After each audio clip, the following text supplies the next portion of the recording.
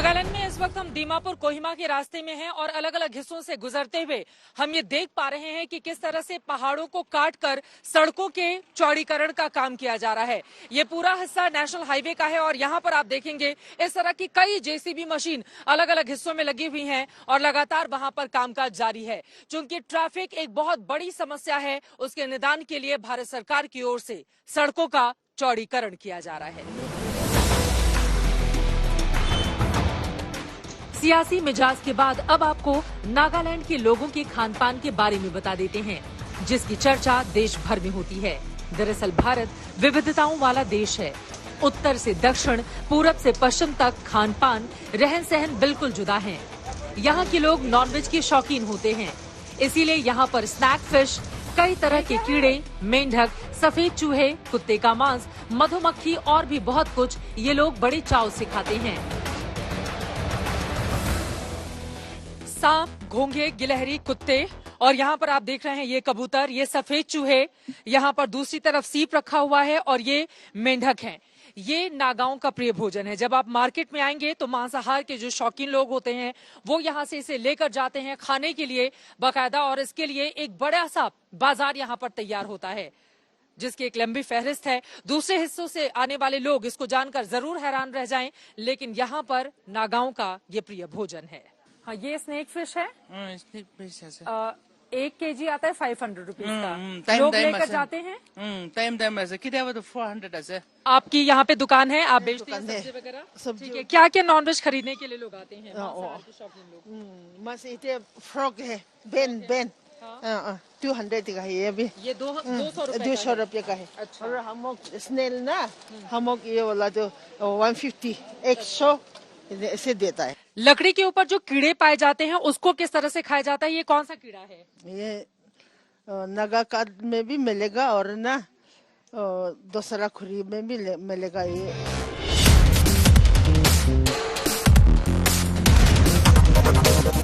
हम आगे की ओर बढ़ चले, लेकिन हमारे जेहन में एक सवाल था।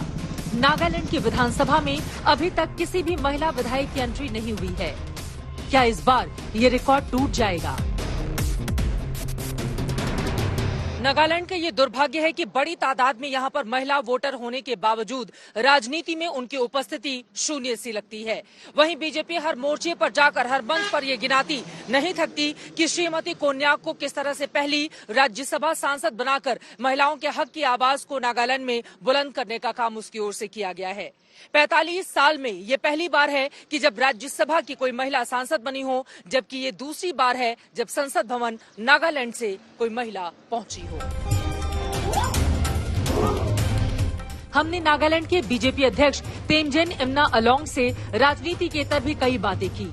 सुनिए इलेक्शन की आपाधापी के बीच कैसे तेमजेन दिल खोलकर बात करते हुए नजर आए।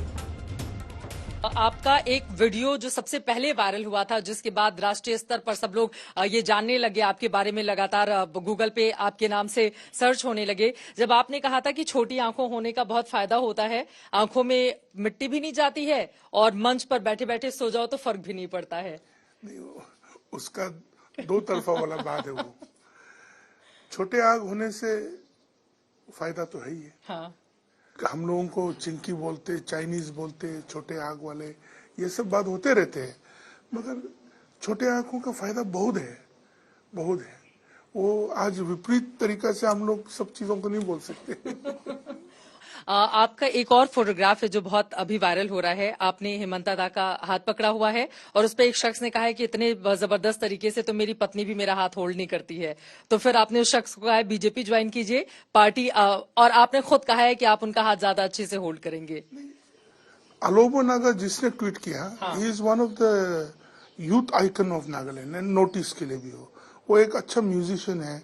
और उन्होंने जब वो ट्वीट किया, उसका फिलहाल कुछ महीने पहले शादी हुआ है, तो उसको सोचना चाहिए कि उसका पत्नी और वो दोनों के बीच में हाथ इतना मजबूत से क्यों नहीं पकड़ रहे हैं।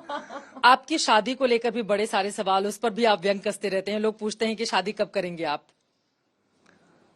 वो मुझे खुद मालूम नहीं है, तो समय देखेंगे। शादी.com वाला पूरा स्पॉन्सर करेगा बोला है। हाँ, तो उन्होंने कहा है आपसे। मित्तल जी तो का बातचीत चल इंतजार रही है है। उसको लेकर आगे। हम दोनों ट्विटर में तो वार्तालाप होते रहते हैं, मगर एक दिन जाके मिलूंगा चुनाव के बाद। तो चुनाव के बाद क्या शादी के लिए? नहीं, बात करेंगे उनके साथ। विधानसभा का काउंटडाउन तेजी से आगे बढ़ रहा है, क्योंकि 2 मार्च को 2 बजे तक ये साफ हो जाएगा कि नागालैंड में परिवर्तन होने जा रहा है या फिर ताज एक बार फिर से बीजेपी गठबंधन उम्मीदवार सीएम रियो के सिर पर ही सजने वाला है।